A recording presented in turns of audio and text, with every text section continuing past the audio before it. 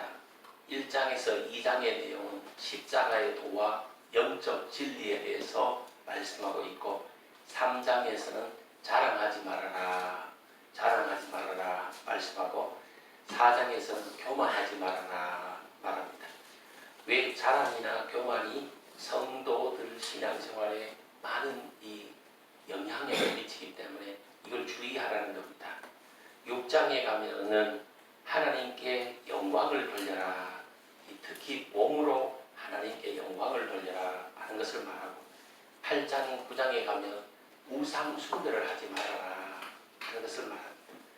11장, 12장, 13장, 14장에 가면 은사에 대해서 말을 하는데 특히 13장에는 사랑장이라는 것이 들어있습니다. 바울은 교회의 모든 문제는 사랑으로 하면 된다 이렇게 생각을 한 거예요. 그래서 13장에 사랑장이 거기에 들어가 있고 은사 중에 사랑의 은사를 아주 강조했던 것 같습니다. 15장에는 구원에 대해서 16장에는 사랑의 교제에 대해서 말하면서 오늘 본문 말씀은 끝을 맺으면서 처음으로 말한 것이 뭐냐, 깨어 믿음에 굳게 서서 남자답게 강건해라, 너희 모든 일을 사랑으로 행하라 이렇게 하면서 결말을 이렇게 맺고 있는 것입니다. 이 본문 속에서 우리가 현실에서 신앙생활을 어떻게 해나가야 될지 그걸 배울 수 있게 되는 겁니다. 우리가 좋은 신앙은 뭐냐? 하나님 중심의 신앙이다 이렇게 이야기합니다. 항상 하나님 중심한 신앙생활을 우리가 해나가야 된다 하는 것이에요. 이 하나님 중심의 신앙이 오직 성경을 믿고 성경을 따라가는 신앙생활입니다. 오직 믿음으로 사는 신앙생활입니다. 오직 하나님의 은혜다. 오직 하나님의 은혜를 사모하고 모든 것이 하나님의 은혜다 이렇게 믿고 사는 신앙생활입니다. 이 하나님을 중심한 신앙, 오직 성경, 오직 믿음, 오직 은혜는 종교개혁의 3대 슬로건이었습니다. 오늘 또 이 3대 슬로건을 따라서 우리가 신앙생활을 할 수가 없는 것입니다. 이 신앙생활은 이 3대 슬로건 안에서 신앙생활을 해나가야 되는 것이에요. 이 모든 교회들은 다 강점이 있고 약점들이 다 있습니다. 우리 교회도 강점이 있습니다. 그리고 또 약점도 있습니다.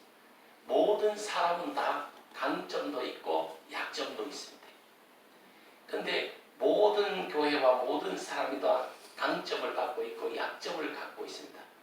그런데 이 모든 사람들이 다 예수 그리스도 안에서 구원을 받을 수 있다. 예수 그리스도 안에서 은혜를 받을 수 있다 하는 말씀입니다. 그럼 우리는 강점과 약점이 있는데 뭘 보고 살아야 되느냐, 뭘 가지고 살아야 되느냐. 약점 보고 살고 약점 보고 이렇게 신앙생활하면 반드시 실족하게 됩니다. 우리는 항상 강점 보고 강점 가지고 나아가야 승리하게 되고 정복하고 지배하고 다스리는 복을 받게 되는 것이에요. 항상 강점을 보고 강점 가지고 살아가는 성도님들이 꼭 되시기를 주님의 이름으로 축복합니다. 이 말은 잘 보고 살아야 된다 이 말이에요. 똑같은 사람을 보고 똑같은 사건을 볼 때도 이 신앙이 유익하게 잘 볼 수 있는 거예요. 잘 보고 살아야 돼. 나쁘게 보지 말고 항상 잘 보고 살아야 된다. 이 고린도 교회에도 당시에 강점과 약점이 있습니다. 강점은 무엇이었느냐면 환난이 많고 핍박이 많고 교회 문제가 많았는데도 믿음 지키는 사람들이 있었다. 흔들리지 않고 믿음 지키는 사람들이 있었다 하는 것이 강점이고, 약점은 무엇이었냐 하면 당시 고린도 지역 자체가 이 항구 도시였습니다. 상업 중심으로 이 발전한 도시, 세계 각국의 인종들이 모여서 도시를 이루고 있는 것이 고린도 지역이었습니다. 고린도 이 도시였어요. 이 각 나라의 사람들이 다 모여가 살다가 보니까 고린도라는 이름의 뜻이 뭐냐 하면 이 매춘업을 하는 도시, 이런 게 고린도라는 뜻이에요. 어떻게 보면 이 원어를 살펴보면 그렇게 나오는 거예요. 왜 그러냐면 그 당시에 그 작은 도시에, 항구 도시에 천여 명의 이 장녀들이, 충부들이 살고 있을 정도로 이렇게 그쪽 업이 흥왕한 그런 도시가 이 고린도 도시였습니다. 그리고 교회가 있었는데 바울이 2차 그 전도 여행 때 거기 가서 교회를 세웠는데 그 교회가 세워지자마자 많은 이 부흥도 했지만 많은 문제를 가지고 있었다. 특히 바닥 문제가 생긴 거예요. 교회 안에 논쟁만 하게 된 거예요. 탁상 공론만 말만 무상하고 내실은 없고 이랬던 거예요. 그 도덕적 타락도 생기고 또 결혼 문제도 문제가 되었고 음식 먹는 문제도 먹어야 되느냐 말아야 되느냐 얼마를 먹어야 되느냐 이런 문제가 또 심각하게 되었고 예배 문제도 그렇고 예수님의 부활을 믿는 사람도 있고 부활을 부인하는 사람도 있고 교회는 함께 어우러져가지고 신앙생활 자체가 미신하고 인간적인 요소가 교회에 가득히 차게 된 거예요. 그래서 교회가 엄청 혼란한 약점을 가지고 있었습니다. 현대교회도 역시 마찬가지예요. 이 고린도 교회는 초대교회라 하잖아. 교회가 생기지 얼마 되지 않았어도 순수해야 되잖아요. 복음이. 그 당시에는 당장 예수님이 계셨고 예수님의 제자들이 있었고 그 예수님 제자 속에 바울이 직접 전도해가 바울이 직접 세운 교회가 이 고린도 교회고 이 고린도 교회는 아주 훌륭한 유명한 목회자들이 목회를 했는데도 불구하고 예수님하고 바로만 이렇게 직결되는 그런 사람들이 이 지역에 가서 복음을 전하고 교회를 세웠는데도 교회 안에 많은 문제가 있었다 이 말이지. 근데 이 교회처럼 이 현대 교회도 강점이 있고 약점이 있는 것이에요. 그럼 우리는 어찌 해야 되느냐? 첫째, 이 강점을 살려야 된다. 모든 교회는 어느 방향으로 나가야 되느냐? 하나님 중심으로 나가야 된다. 그러려면 영적으로 깨어 있어야 된다. 본문에도 보시면 제일 먼저 깨어 하는 단어가 나오잖아요. 깨어 믿음에 굳게 서서 남자답게 강건하라. 너희 모든 일을 사랑으로 행하라. 여기에 답이 있는 거예요. 깨어나야 영적으로 깨어나야 된다. 로마서 13장 11절에서 14절에도 보시면 이 시기는 자다가 깰 때다 그랬습니다. 어둠의 일을 벗고 빛의 갑옷을 입을 때다. 낮에와 같이 단정히 행하고 오직 믿음으로 일어나라. 오직 예수로 옷을 입어라. 이렇게 말했어요. 아니 삭발을 한다고 됩니까? 영적 잠에서 깨어나야 되죠. 이 3,000명 이상의 목회자들이 그 조국 이름을 잘 기억나서 조국 이게 사태를 해서 서명 날의를 하고 대구의 큰 교회 유명하게 큰 교회 목사님이 삭발에 동참을 했어요. 아니 삭발을 한다고 누가 알아줘야지. 우리 교회가 해야 될 것은 삭발해야 되는 게 아니고 영적인 잠에서 깨어나도록 해야 되는 거예요. 제가 이렇게 말하니까 옆에 있다가 어떤 사람이 가더라고. 씨박하고 막 청와대를 그냥 폭발을 시켜버린다 이러더라고. 근데 캐서요. 아이 그 욕을 왜 그래 심하게 하냐고. 청와대가 뭐라 카든겨 그랬어요. 청와대를 뭐라 카든겨. 청와대가 문제인겨. 청와대에 그 출입하는 사람들 사는 사람이 문제지. 청와대를 폭발해버리면 괜히 그 다시 지으려면 우리 국민들의 세금이 또 얼마나 또 소진되는데 청와대는 그냥 놔두고 사람들을 배죽여야지. 어떻게 청와대를 폭발해버리려고 합니까? 그렇게 이야기를 했어요. 그렇게 이야기하면서 제가 그 사람에게 이야기한 것은 뭘 말했냐면 이 삭발한다고 되는 것도 아니고 청와대를 폭발시킨다고 되는 것도 아니고 결국 영적으로 깨어나도록 해야 된다. 영적인 잠에서 깨어나도록 해야 된다. 결국 영혼 구원을 해야 된다. 결국 이 복음이 들어가야 된다. 그래서 영혼이 깨어나야 된다. 이렇게 말했더만 천직은 못 속인다. 천직은 못 속인다. 이러더라고요. 그 맞습니다. 우리가 힘써야 될 것은 이 교회가 나가야 될 것은 삭발하는 것도 아니고 청와대를 폭발시키는 것도 아니고 결국 영혼을 구원해야 될 거예요. 이 방향으로 나가야 되는 거예요. 영적인 잠에서 깨어나도록 하는 이 영혼 구원하는 일을 우리가 해야 된다. 그러면 영적인 잠 자는 것은 뭘 말하느냐? 여러 가지로 말할 수 있겠지만 대표적으로 세 가지를 듭니다. 첫째, 하나님에 대한 열심히 식어지는 것이 영적인 잠을 자는 거예요. 그래서 하나님에 대한 의식을 갖도록 하고 하나님을 두려워해야 됩니다. 이 위정자들이 이 높은 사람, 다스리는 사람들이 하나님을 무서워하는 사람들, 하나님을 겁내는 사람, 그렇게 되도록 영적인 잠에서 깨어나도록 해야 됩니다. 하나님 무서워가지고 나쁜 짓 안 하도록 그렇게 해야 되는 거예요. 이게. 하나님 무서워하는 사람으로 만들어야 돼요. 그게 영적인 잠에서 깨어나야 되는 거예요. 이 하나님에 대한 열심을 그들에게 심어줘야 되는 거예요. 이 예배, 기도, 찬송, 전도 이런 걸 소홀히 하는 것이 결국 하나님과 멀어지는 것이고 영적인 잠 속으로 들어가는 거예요. 그 조국기도 주일 예배 참석하라 이런 거 좀 했으면 좋겠어요. 우리가 해야 될 건 그런 거예요. 우리가 삭발한다고 되는 게 아니고 욕한다고 되는 게 아니고 우리가 프랭카드를 딱 건닥하면 뭐라 그러냐. 조국 주일 예배 참석하라. 조국 축복의 교회로 나와라. 이거 얼마나 좋아 이거.